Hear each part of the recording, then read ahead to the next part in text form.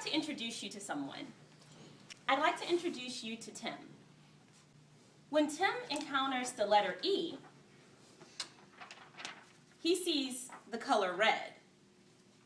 He describes the sensation as seeing the world through red-tinted glasses at this point. When he looks away from the letter E, his world goes back to normal, until he encounters the letter O. Then his world turns blue. For Tim, reading is like living in a disco club. Now, what Tim is experiencing is this condition known as synesthesia. This condition is loosely defined as the senses coming together. So someone would smell a color, or they'd hear a touch. Researchers for the longest time have tried to understand if there was a connection between synesthesia and advanced mental abilities. There is. They found that most people who have this condition tend to have very advanced memories, even photographic memories.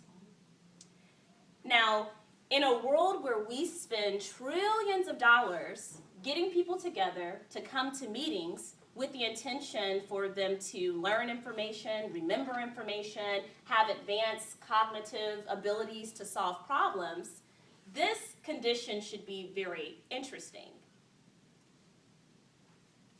Research has shown that when only one sense is engaged in learning, for instance, the sense of hearing, participants usually only can recount 10% of what they heard after being tested 72 hours later. Now, just one other sense to that learning process, they recall 65%. Toastmaster, fellow Toastmasters and guests, for the next 5 to 6 minutes, I'd like to explore how we can engage the 6 senses during our business meetings to make meetings make sense. Now, the first sense that I'd like to talk about is the eye.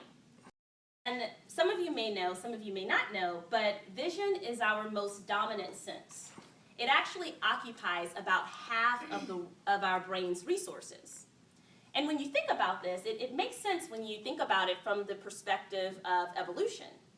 So for instance, if you're running away from a saber-toothed tiger, you don't really have time to sit there and analyze, oh, I see teeth, I see fur, I see toenails, this is big, I better run. You have to use your visual sense to very quickly assess the situation and find out what you need to do for survival. The other thing that engaging our vision does is also make sure that we have a full understanding of whatever it is that we're trying to communicate. Oftentimes we get so enamored with words that it actually just becomes a way for us to hide the fact that we really don't have a clear idea of what we're talking about in the first place.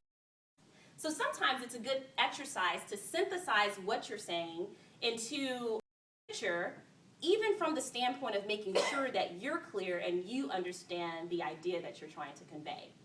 But I didn't want to talk much about the picture thing because I think that in a lot of the talk that's out there, the trends that are out there, that most of us understand that.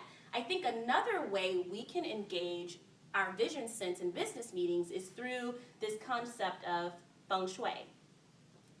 Really, what many people are starting to realize is that energy makes a difference. Energy makes a difference, and I'm sure we've all been in a situation where we've walked into a room and we've automatically felt sort of cold, or we felt as though something wasn't right. So we can use the concept of feng shui, we can use the concept of energy to make sure that when we're having a meeting that people are at least in an environment where their ideas can flow. Some ways that you can do that is by making sure that there's no clutter in the room, making sure that there's as much natural lighting as you can. And of course, if you want to, there's a whole school of probably a whole school that you can go to learn more about those concepts. But those are just a couple that can help you really appeal to that vision sense whenever you're having a business meeting. The next sense that I'd like to talk about is the ear. one thing that has been talked about frequently is the power of story. And I'll give you an example. I can say the king died and the queen died.